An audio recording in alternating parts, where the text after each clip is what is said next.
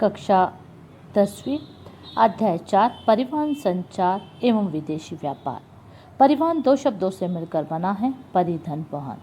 इसमें परि का अर्थ है पार व वहन का अर्थ है ले जाना, अर्थात परिवहन का आशय है पार ले जाना।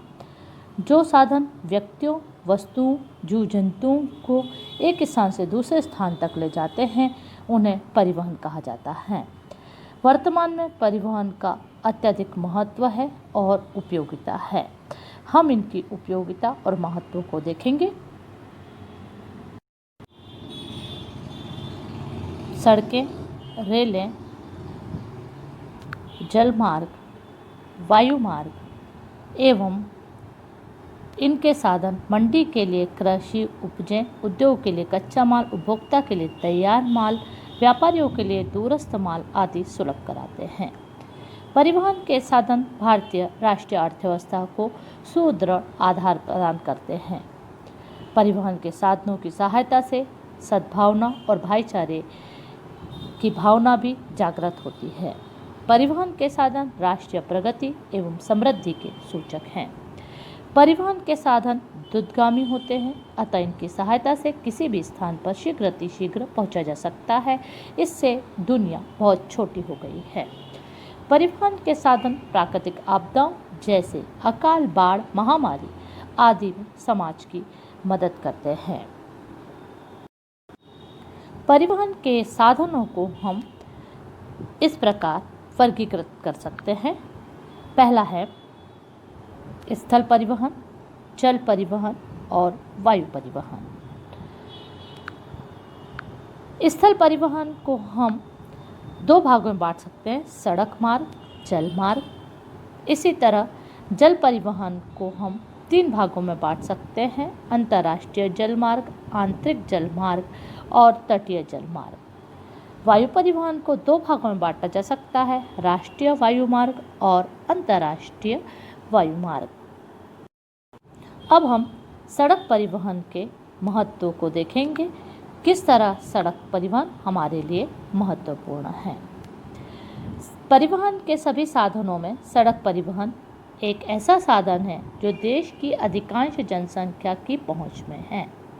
सड़क परिवहन छोटी से छोटी दूरियों एवं मध्यम दूरियों के लिए महत्वपूर्ण है।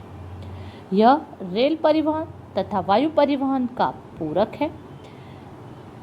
सड़क परिवहन की सहायता से हम खेतों से कच्चा माल ले सकते हैं और बाजार में या फैक्ट्रियों तक पहुंचा सकते हैं। इसी तरह फैक्ट्रियों में जो तैयार माल होता है उसे उपभोक्ता तक पहुंचाया जा सकता है, अर्थात बाजार तक पहुंचाया जा सकता है। इस प्रकार सड़क परिवहन सस्ती एवं घर के दरवाजे तक सुलभ होती है। रेल परिवहन। रेल मार्गों का परिवहन के क्षेत्र में महत्वपूर्ण योगदान है। रेल मार्गों की आवश्यकता निम्न परिप्रेक्ष्यों में अत्यधिक महत्वपूर्ण है। रेल मार्गों का उपयोग उपजाऊ, सघन आबादी वाले क्षेत्रों में माल की ढुलाई तथा यात्रियों को एक स्थान से दूसरे स्थान तक पहुंचाने में उपयोग आसानी से किया जा सकता है। यह आयातित एवं उत्पादित माल के क्षेत्रों में वितरण हेतु बंदरगाहों को नगरों, कृषि क्षेत्रों तथा उद्योगों से जोड़ा जा सकता है। इसके साथ ही संकटकालीन स्थितियों में भी यह हमारे लिए महत्वपूर्ण है। भारत में सर्वप्रथम रेल मार्गों का विकास 1853 में हुआ था। सबसे पहली ट्रेन मुंबई से ठाणे के बीच चली थी जो 34 किलोमीटर लंबी थी। भारत में रेल मार्ग अलग अलग चौड़ाई के होते हैं। बड़ी रेल लाइन 1667 मिलीमीटर चौड़ी होती है, छोटी लाइन 1000 मिलीमीटर और सकरी लाइन 762 से 610 मिलीमीटर तक चौड़ी होती है। जल परिवहन। जल परिवहन भारत की भौगोलिक स्थिति तीन ओर से समुद्र से घिरा होना एवं वर्ष भर पानी उपलब्ध कराने वाली नदियां जल परिवहन के विकास के लिए आधार है।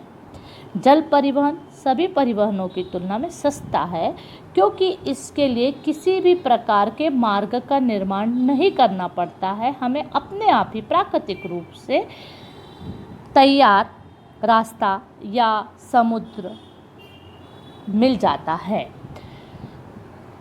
यात्रियों को ढोने वाले जहाज़ों को लाउडर कहा जाता है, मालवाहक जहाज़ों को ट्रैम्प कहते हैं और खनिज तेल को ढोने वाले जहाज़ों को टैंकर जहाज कहा जाता है। वायु परिवहन अन्य साधनों की तुलना में वायु परिवहन बहुत ही महंगा लेकिन तीव्रगामी साधन है। वायुमार्ग मुख्यतः यात्री ढोने का कार्य करते हैं, लेकिन वर्तमान में इनकी सहायता से डाक एवं माल ढोने का कार्य भी किया जा रहा है। भारत में सर्वप्रथम हवाई उड़ान 1911 में इलाहाबाद से नैना के बीच में प्रारंभ हुई थी। वर्तमान में परिवहन के साधनों में पाइपलाइन एक नवीनतम साधन है। पाइपलाइन परिवहन की सहायता से हम पेट्रोलियम, कच्चे तेल, गैसीय पदार्थों का परिवहन कर सकते हैं।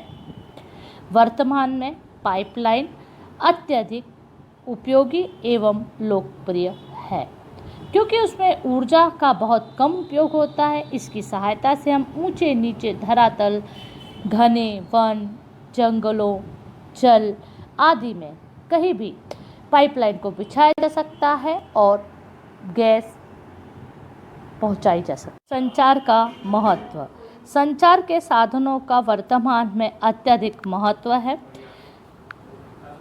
देश के विकास कार्यक्रम और नीतियों के बारे में जनता में जागरूकता विकसित करना एवं राष्ट्र निर्माण के लिए संचार महत्वपूर्ण है।